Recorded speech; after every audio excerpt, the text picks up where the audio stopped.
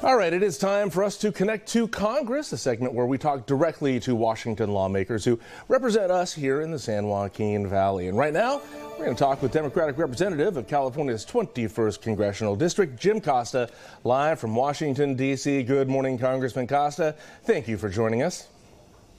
Good morning, Justin. It's always good to be on a great day. It's always a great day, right? That's right, yeah. It's not complete unless you say that, so we're happy to have you on.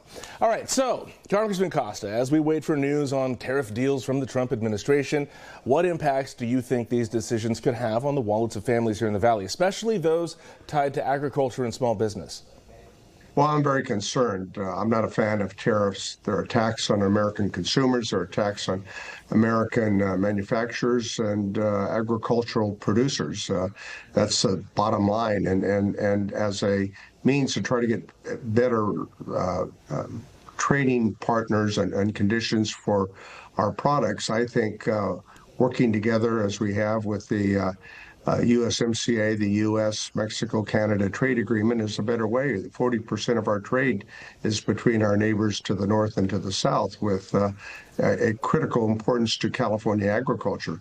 44% of our agricultural products that we grow, over 300 commodities, are exported, and therefore our markets in Asia as well as in Europe and elsewhere are critical, and we have to have good relationships with those countries to ensure that our farmers can compete with anyone if it's a level playing field, and that's what we ought to be doing. When we went through this tariff round in Trump 1, agriculture had a real impact on prices of our various fresh fruits and vegetables that we export, our citrus production, our efforts in almonds, pistachios, and walnuts, and the list went on. So I'm hoping that that will not occur again, coupled with this mass deportation effort. It's a 1-2 punch for California agriculture, and it's not good. No, and we'd, of course, like to keep our prices and the impact on our wallets very low. I do have to ask you about a growing effort in Congress to push back against the withholding of federal funds for K-12 school districts. Like we got Fresno Unified, Selma, and then Sanger.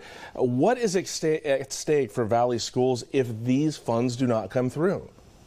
Well, our K-12 schools in the Valley are going to be impacted. The administration is attempting to withhold $7 billion that Congress has appropriated. And this is part of, co-equal branches of government.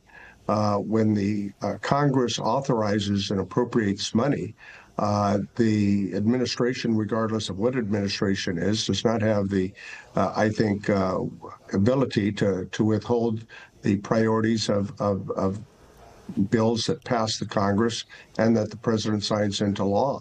K through 12 after-school programs, migrant education, adult education, and teaching training are all part of the impacts that Fresno schools and Tulare and other Valley schools will be impacted by, and I'm very concerned. Let me give you some examples.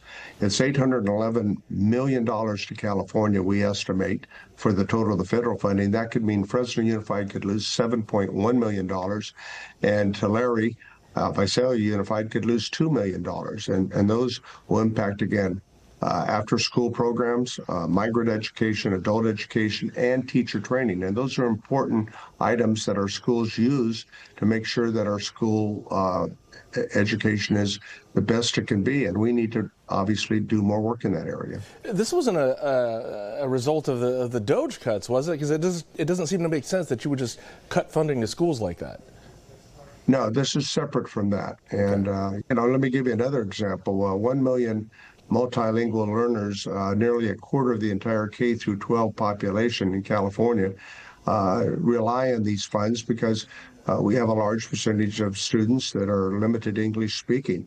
And so I've joined with a group of other members of Congress on a letter to the administration that indicates that we believe these funds are being withheld illegally and not within the law. Okay, we always run out of time really quick here, but I do have to ask you one last question here because this is an important one. This is about a bipartisan effort that you're leading to release overdue federal funds meant to support survivors of domestic violence, human trafficking, and child abuse. Can you explain why the Victims of Crime Act funds are so critical for organizations right here in the San Joaquin Valley? Well, many years ago, I helped create with a colleague, Ted Poe from Texas, a bipartisan caucus on victims of crime. And these funds are not taxpayer dollars. They come out of VOCA funding, which is ill-gotten gains from illegal actions by criminals.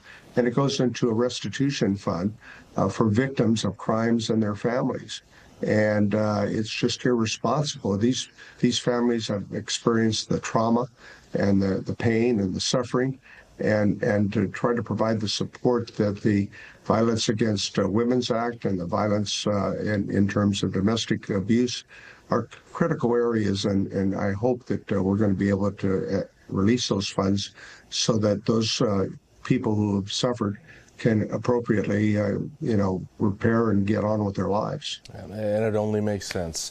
Congressman Costa, unfortunately, we are about out of time. But as always, thank you for your time. Thank you for your representation. And we will see you next time. Okay. Thank you very much. Great day. We'll be right back.